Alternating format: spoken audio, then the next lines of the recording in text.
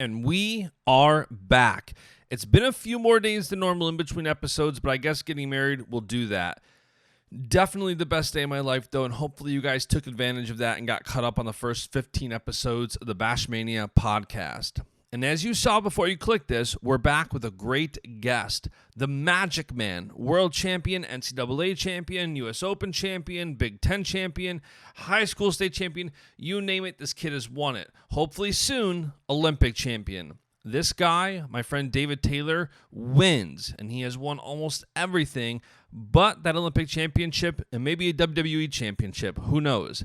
But not only does he win so much, he stays busy off the mat too. He runs multiple companies. He's got a lot going on personally, which we'll get into in the show, but he is a busy guy and he's got a lot to say.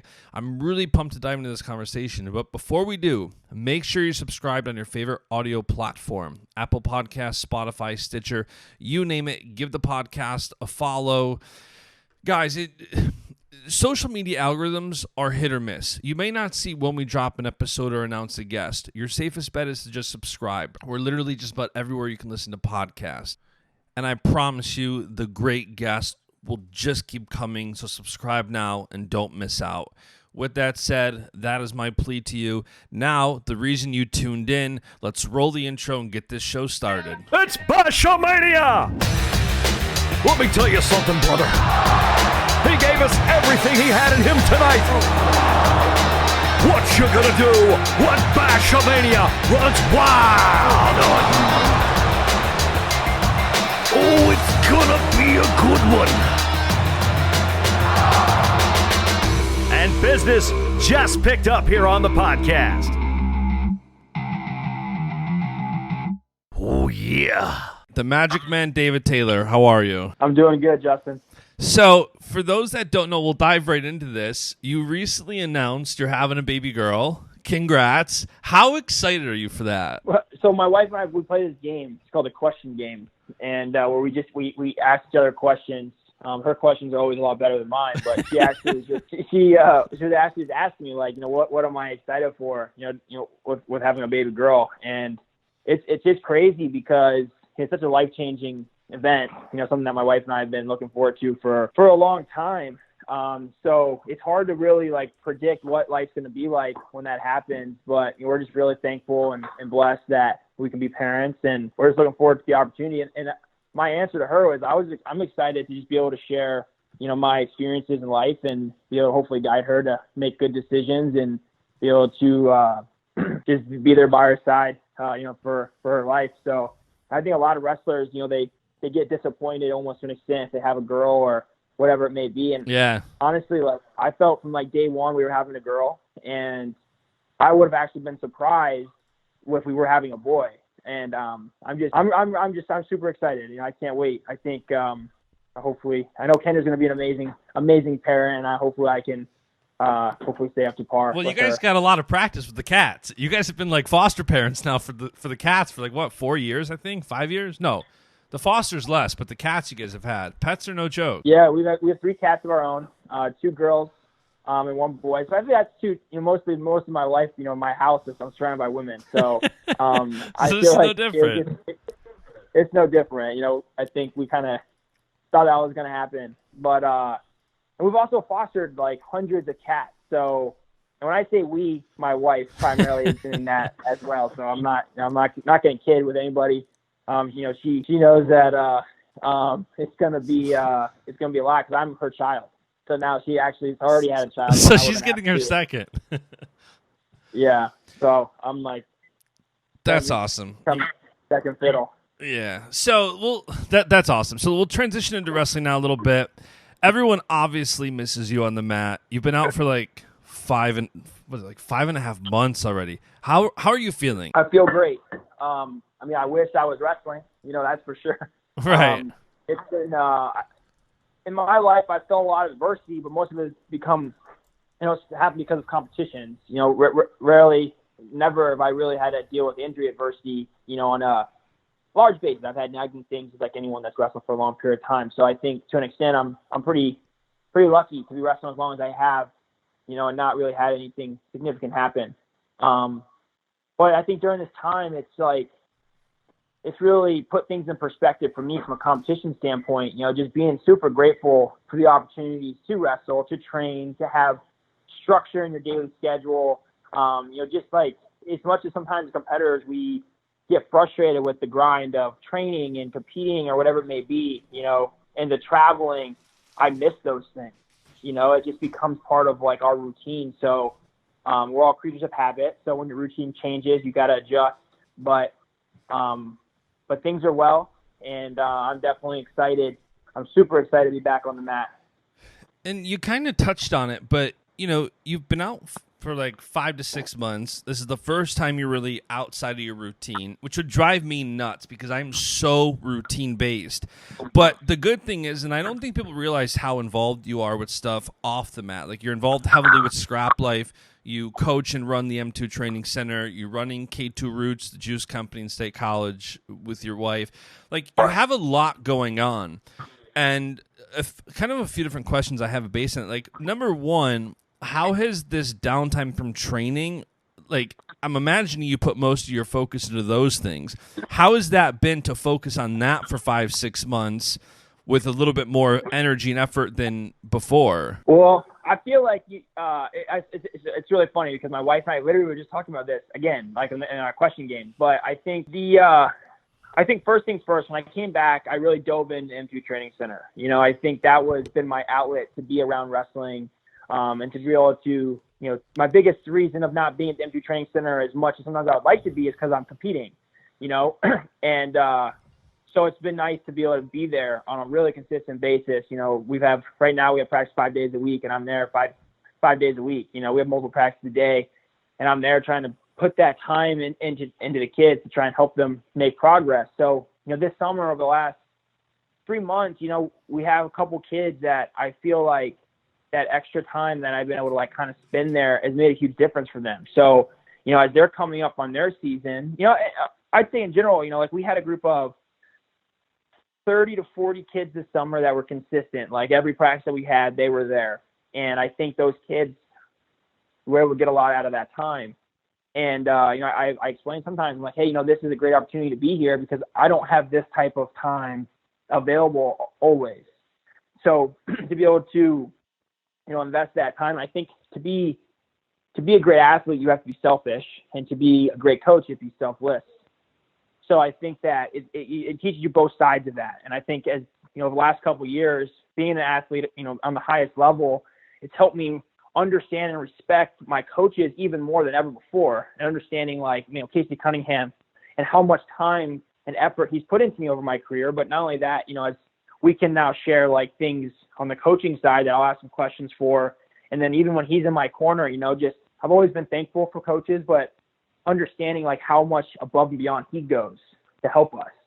So, M2 has been such an interesting dynamic. And I'm really thankful. I started it, and seeing the progression with the kids has been amazing. So I think without that, I probably would have, this would be a harder of a process, but having that outlet to be able to be around wrestling has been, I think it's just been really, really awesome for me. So, that's been great. With our juice business, I'll be lying to you if I was, in the day-to-days as much as my wife. It's really her business. We started it together, but she runs the day-to-day there, and she's awesome. She's a super good boss, and we have a great product. So, it's really it's sort of her world, and I'm here to just help her and support her as much as possible. I show up every day and drink the juices. So, that's always an awesome perk. But I'd say that, for most wrestlers or athletes out there, I definitely have a lot more on my plate than most do at this level. So it's just something that I have to always be aware of, and I wouldn't be able to do it without having a really amazing team. Whether, it's my coaches at the M2 Training Center, Eric Thompson and Mark McKnight, Brad Pataki, people like that, great front desk staff that really help, when things are tough and I have to be able to take a step away. I know that it's 100% in good hands, and then at home, having my wife and her always being here to be able to reel me in and make sure I'm staying focused. Even though I want to help and be involved in 1,000 different things, she constantly reminds me that to be the best, you have to be super focused on like your task. So, it's always a learning experience. I was just talking to Nico not too long ago about how he balances a full-time career in wrestling, and you're the only other person I was thinking of that I know that really juggles both wrestling, training, competing full-time, and then you also have your other companies and entities. Regardless of your involvement, you're still so heavily involved on such different levels.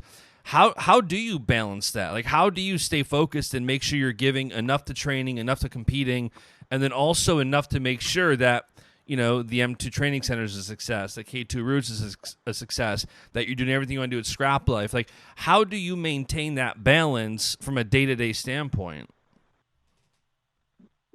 It's a good question, and honestly, it evolves constantly. There's not really one set answer. I know that there's some people out there that are super successful, and they say that you got to dedicate a certain amount of time a day to each thing, but that's just for what we're doing.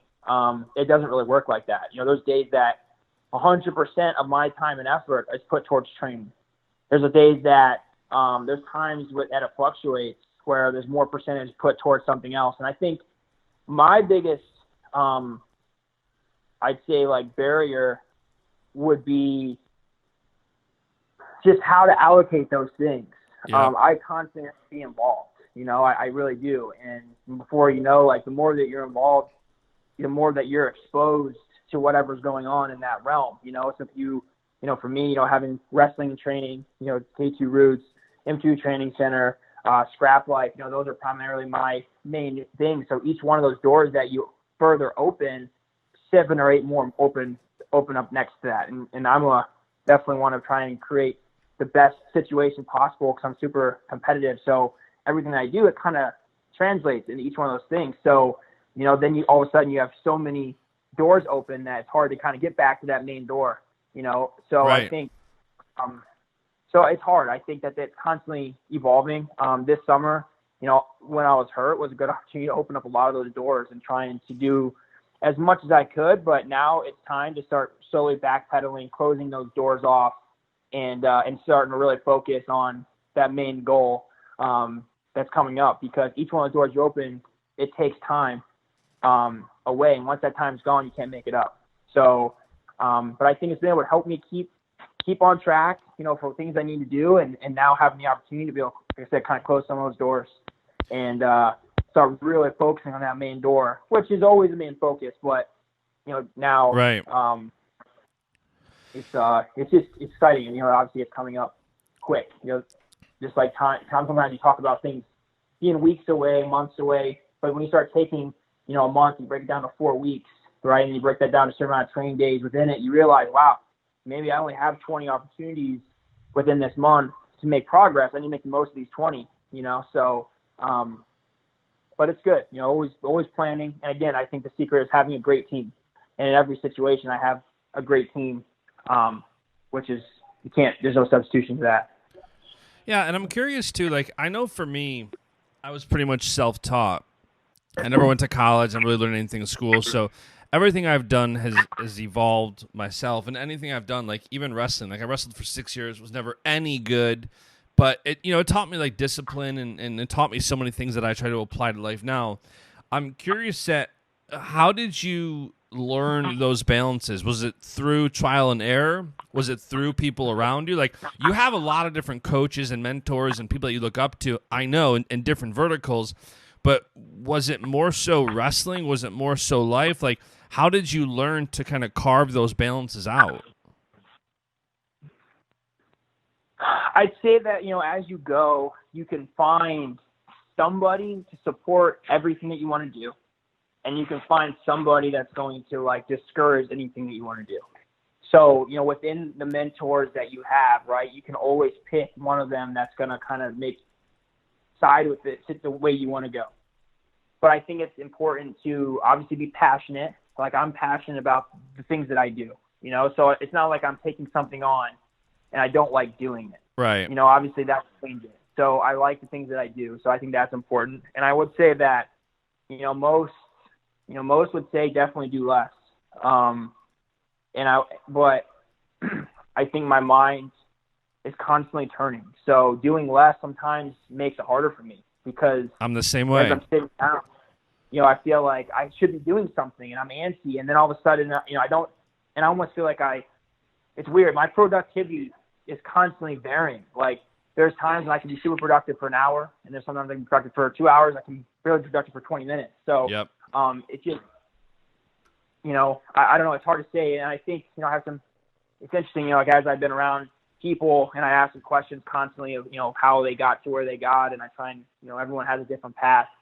But I would say passion is probably the number one driving factor. So I'd say as long as, people out there that want to do more, if you're passionate about that, and I think also there's a security factor, like taking a risk with your life is challenging. Like most people want to stay like within their boundaries because it's safe, and you get up at 9 to 5, you go to work, you come home, and that's what it is. And that's just, I'm not really wired that way. I'm wired much differently. The way that I wrestle is really the way that I'm wired and how I want to live my life. Like I want to be aggressive and I want to really, like when I step on the mat, I want to try and score as many points as I can. I want to create as many scoring situations as possible.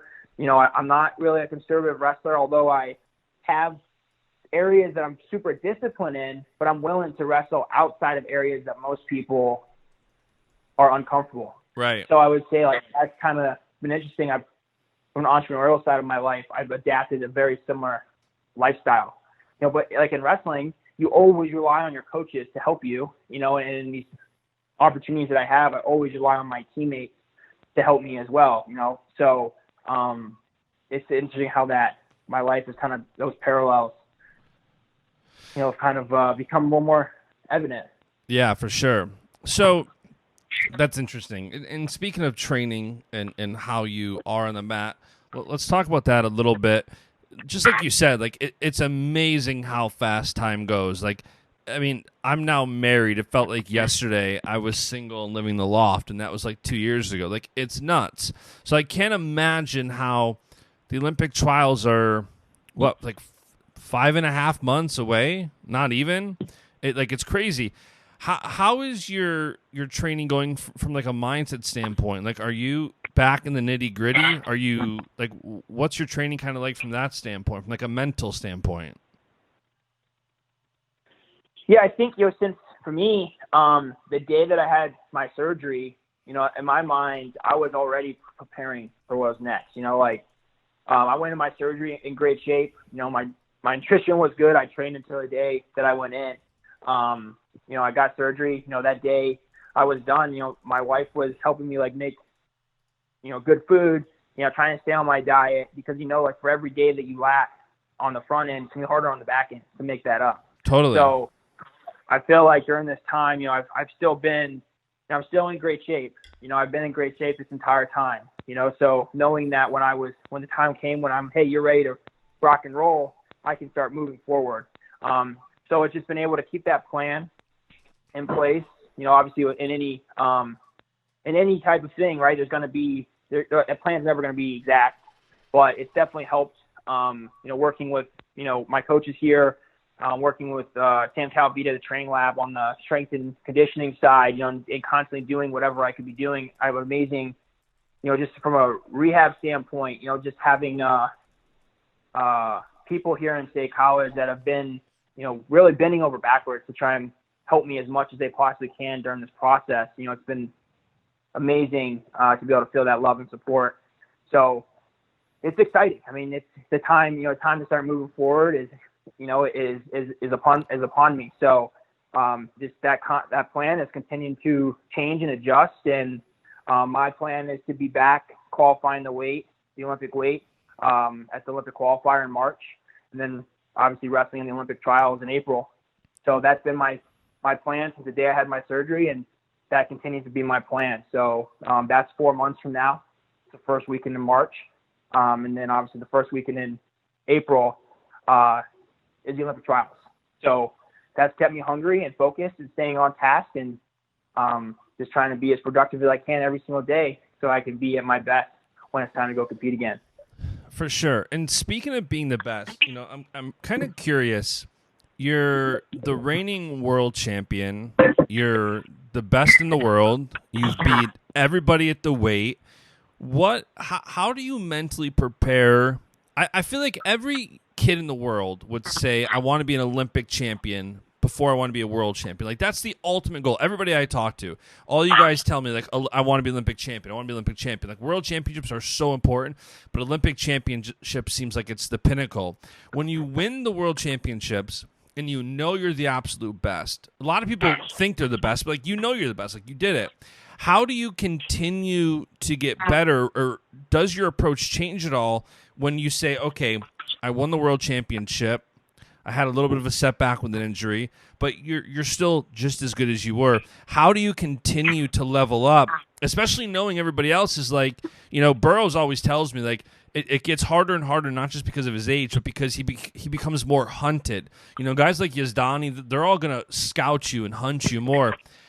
What's your thought process like to continue to level up, knowing that you're the best, but you have to get even better? Is it just doubling down on what you already do day to day, or what is that like? That's a loaded question. Yeah, for sure. I probably ask a lot of people, and I think everyone will probably tell you something a little bit different. When I won the World Championships, I came home and I was excited to get back into training. And I competed at the Pan Ams. I actually felt like the best that I ever felt was at the Pan Ams. I was really dominant. I was the strongest, fastest that I've ever felt, crisp.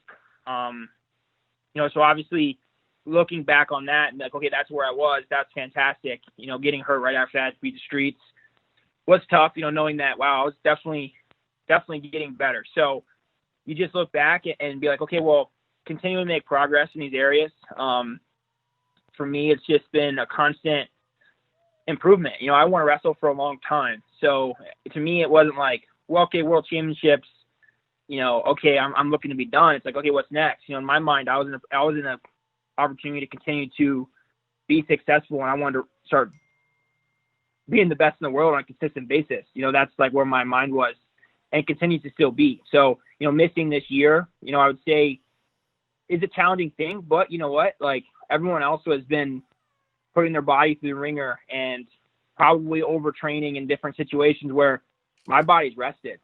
So coming into this cycle, I'm ramping up when a lot of people maybe are looking to take a break right now. Right. So, it's always perspective and how you look on things, constantly staying positive, and working in the right direction. But I think the mentality is once you reach the top, being the best in the world, I'm still hungry. I want to continue to separate that gap. If people close the gap on me during this period of time, maybe, if I open the gap during this period of time, it's definitely possible. But I know that I'll do everything in my power to continue to try and stay one step ahead of my competition. But I think I don't feel like I'm defending anything. My whole life, I've focused on being an innovator, trying to score as many points as I possibly can. And my whole life, people have tried to make adjustments, and I've constantly been able to rise to the occasion at every single level. So this is, to me, no different. This is the highest level that there is. To have the opportunity to be an Olympic gold medalist, that's an amazing opportunity. And I'm super thankful to be able to have that. But I'm definitely hungry. I can't wait. I think this is maybe more hungry than I was. Wasn't like, hey, I was competing and I feel like I'm in a good spot. Maybe I can relax. I don't feel that at all. I feel like as hungry as I've ever been, and I cannot wait to get back in the competition ring, club someone and get clubbed back and then start getting after it. For me, I live for those opportunities to really, take people to deep water, and keep swimming. So, I think as much as anyone, maybe they feel excited that I haven't been wrestling, but in the back of their mind, they know that when I come back, they're going to have to start swimming in that deep water that they're uncomfortable in. So, and I'm excited to be able to get back to swimming. And it's interesting, too, because those two perspectives are so interesting to me. One is that everybody else is kind of like at the end of a 4-year cycle, their bodies are so beaten down and you're going to come out fully recharged. And the other is that an injury, and anybody will tell me this that I've heard in sports, but it's so true. When you get injured and you're off, you itch so bad to get back, and it kind of reignites that hunger. I mean, I've known you for a long time. You've always had that hunger, but to kind of have that reignited definitely isn't a bad thing. But let me ask you this. Did winning the world championships, do you think, prepare you in any way to have an advantage when you go to something like the Olympics? Or do you kind of compete and look at the world championships on paper like any other tournament you would go to? Well, I think the world championships that I wrestled in, it definitely prepared me to wrestle at the Olympics because I wrestled every best guy in the bracket. Yep. There was, that in the world championship, sometimes when there's more people, things are more spread out, and you end up in a quarterfinal or semifinal before you wrestle your first guy. I wrestled the best guys consecutively throughout the tournament. So, I think, so I'm ready for whatever draw that it takes, even in the United States Olympic trials. If I'm drawn into the bracket, then I'm ready to wrestle whoever that person may be, each match one at a time. Having that experience is definitely super valuable. Even going back into 2017, and competing as frequently as I did in 2017 and 2018, to have that experience, even though I've missed time, I don't feel like, there's difference when you get out there and the whistle's blowing and having a live match. That's something that you have to feel. But I've done that thousands and 100,000 times in my life, and I've had a lot of experience at the international level. So I think it's like riding a bike. When I'm ready to get back out there, I'm excited to be able to just like before, just challenge myself and challenge my opponent. So, but ultimately, I think having that chance to wrestle the world championships, is definitely really valuable. You can't, the Olympic Games is different. There's going to be a different aura around it. But when you come down to it, you're going to have to beat 4 really good guys. And, that's something that, as a competitor, I look forward to. And speaking of the trials, so the Olympic trials are in State College this year. You literally couldn't write any better script. I mean, the returning world champion who misses 2019 due to an injury, now looking to conquer arguably the only one title in all of wrestling you haven't won, unless you start dreaming to be a WWE champion. But what does it mean that the Olympic trials are in your backyard this year? I get to sleep in my own bed. That's nice. I don't have to travel, 4 or 5 days in advance. So, for me, even in a year like this, it's just more time. I have more time to continue to be prepared in an environment that I know that I have complete faith in my coaches and my training partners to be in the best shape and position to give my best effort. And that's really what it's all about. I can't predict right here if I'm going to win or if I'm going to lose. That's getting out of, those are things that, start getting you off track. But I definitely know that when I step on the mat, I will be 100% prepared to go out and give my best effort. And I believe my best effort is good enough to be an Olympic gold medalist. So, but it's one step at a time. You got to take one match at a time. You have to make the team first. You have to qualify the weight class, and then you get the opportunity to wrestle in August. So, it's just understanding what's ahead, being honest with yourself and where you are and honest with your improvements. And I think that's one thing that I've been able to do really well over the last couple of years is honestly make improvements and being honest with yourself and where you need to improve, help me rise to be the top in the world. So it's just a matter of continuing to work on that process, work on the areas I need to improve and enjoying it. I think in 2016, I put a lot of pressure on myself and I didn't enjoy the process. I was at the Olympic trials and I was actually telling a story the other day. I actually at the tournament, before we even started, I was so anxious about being there that I started crying. And I think that I did that because I knew deep down I wasn't, as much as I said I wanted to, be an Olympic champion and stuff, I think I deep down knew that maybe I hadn't done everything I needed to do or, I hadn't made that full commitment in my life to being the best. And I think after that I learned. In 2017, I was 100% prepared. In 2018, I was 100% prepared. And I could walk into the World Championships with a big smile on my face, and wrestle through adversity and be able to achieve something I've worked for a long time. So just using that experience to be really valuable, going into this process. So I'm excited. We'll have a lot of Penn State fans in attendance, a lot of people that have watched me the last decade of my life. So I'm going to be excited to be able to share those moments with them. Running out gives me chills. Just thinking about my first match running out there and all the Penn State people that are going to be there and just fans from across the country, which obviously is going to be a pretty special moment. So just, I'm excited. I'm very excited. And a couple more things that just made me think of, then I'll let you go here. When you talk about how you felt after 2016 and feeling anxious and these things, like, is there a level of self-awareness that you're constantly analyzing yourself, or is it strictly relying on coaches? Like, I'm really curious because I'm always trying to be as self-aware as I can. I'm always trying to analyze everything, my surroundings, my circumstance, how I felt. Like, is it something you've just learned to do to kind of be as self-aware as you can, or what leads to that? And kind of how long after that happens do you process that? Like, is it an instant thing? Like you're saying, like that night, I'm crying because I'm anxious because I don't think I did all that I can to prepare. Or is it like a time thing? Like, how do you get to that point? I feel like that's such a valuable thing to be self-aware. I think it comes from experience, experience with your coaches, experience, with yourself in like a situation that brings out that type of emotion.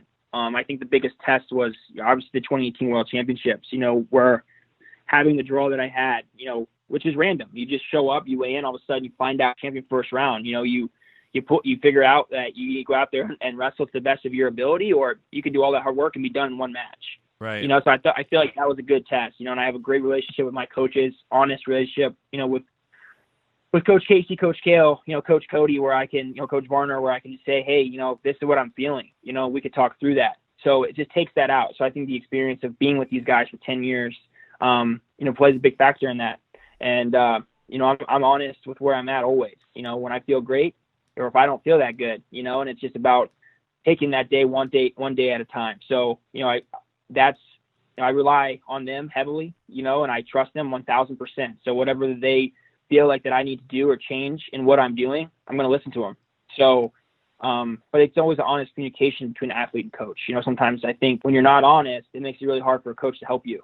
So, just always trying to, and they have so many years of experience and they know me better probably than I know myself. Right. So it's, it's just a special bond to have that with them. So again, I think looking back 2018 and being able to, share the moment that I shared with all my coaches, after I was able to become a world champion, and now picturing that, be able to share that same moment this year, just going back to the adversity, win, lose, draw, they've helped me get back to where I am. They're going to help me, again, be at my best. So, without them, I wouldn't really be where I am. And does it take a level of, like, obviously this question kind of pertains, I guess, to a while ago or maybe it does, I don't know, but does it become a thing where you automatically trust them when it's somebody that close to you? Is there just that like blind trust if they kind of say, hey, David, I think you're this, or if you're telling them, if you're being vulnerable and you're telling them something, does it become an instant trust thing? Like, or do you process what they say as kind of like, now let me think what I think about it? I think that just comes with time. I think that comes with your relationship with your coach. I think everyone's relationship is different. I think, with Coach Casey, I definitely have where I'm going to go up after practice and he's going to tell me, hey, you're not moving your feet enough, and I'm going to be like, you're right, or I'm going to say, hey, I was having a hard time. I think I didn't feel good here. And he's like, I thought you looked really well. I know he's not going to tell me anything different. And I want that from him. Say, hey, Coach, I want you to tell me exactly what you think I need to work on. So, some people want that as athletes and some people don't, but I want it because I know I'm willing to go make the changes and make the improvements, so I think, again, it just comes with time and each individual is different. Yeah, it's such a process that I think people have to endure themselves, and there's not an absolute answer. I'm just always curious on what perspectives other people have because I know it's so different, and I think the people that are more vulnerable and the people that do trust those around them, I do think get the most out of it. And clearly, you're somebody who's had success at every level, and you've learned from these things. So very cool. Well, listen, I know you got to get back to probably packing and moving stuff. So I'm going to let you go. Thanks so much for making the time, man. I of course, can't wait for you to get back on the mat and start putting on some magic shows. Thanks, Justin. And I can't wait either. It's an exciting time. So I appreciate it. All right, man. We'll talk soon. And that's today's show. Be sure to subscribe to the podcast on your favorite audio app and share this episode with a friend. Anybody you think may benefit from this podcast, send it their way. And I want to keep bringing the absolute best guests to the show. So if there's somebody that you want to have on the show or you would love to see on the show or hear from, send me a message. You can reach just at Baschamania on Instagram, Twitter, Facebook. Let me know. I'd love to hear from you guys. Any other feedback, that's welcome too. For now, though, it's time to end this show. I'll see you guys next time. And the beat goes on.